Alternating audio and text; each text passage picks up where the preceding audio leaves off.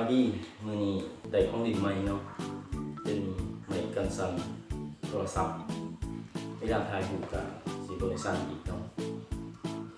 มีหอกับซียุนสมูทคิวราคา5,990 บาทสั่งจากลาซาด้าเนาะพร้อมกับเมม128 กิกสั่งมา2 อันได้เนาะ5,990 บาทผมส่งภายนอกแบบที่ว่างามเนาะเป็นสีขาวเหลืองเนาะบัดนี้เขามาเบิ่งข้างในว่าสิเป็นอะไรลองมาแกะดูกันเนาะ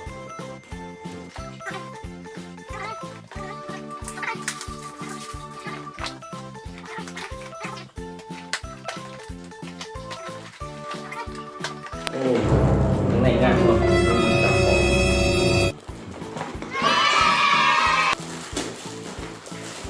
คือกีตาร์เนาะคูเลเล่เนาะ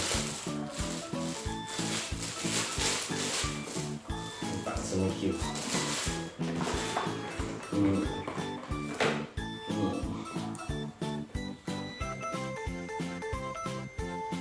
มีไกด์บุ๊กเนาะวิธีใส่ต่างๆ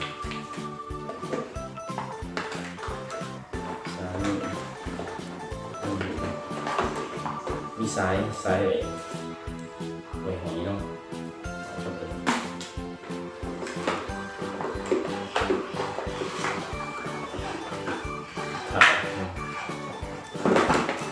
ถ่ายกับสายสารเนาะ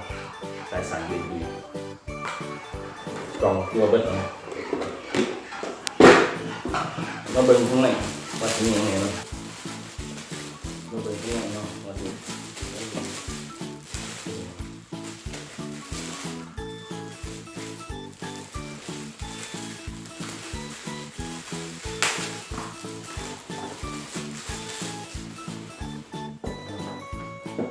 เป็นยางสีเรียกว่าสดงามเนาะแบบของคูเรเล่เลย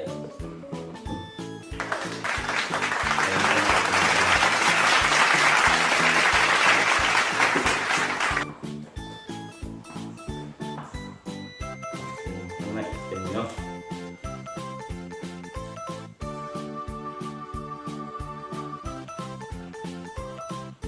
กันสั่นมี3 แกนจะมีแกนที่ 1แกนที่ 2แกนที่ 3ตัวนี้ชื่อว่าเป็นยางพลาสติกเบาเนาะสามารถจับง่ายจะมีปุ่มบีบปุ่มคอนโทรลต่างๆเราเอาโทรศัพท์การใช้โทรศัพท์เราที่ว่าดึงเลยออกเลยใส่เลย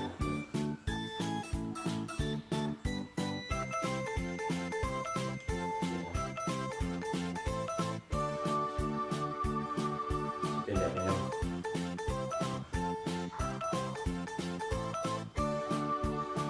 จะมีตัวหัวประมาณ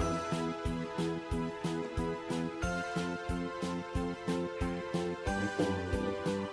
การสร้างโทรศัพท์3 นิ้วเลยสามารถสร้างกับโทรศัพท์ไปได้เวลาแบตเตอรี่สุดจะโทรศัพท์สุดเลยเพราะว่าแบตเตอรี่สามารถทนได้12 ชั่วโมงที่เบาๆงานดีเนาะ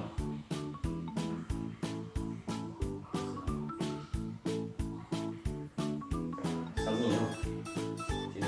ว่างานเติมกับราคาสมูทคิว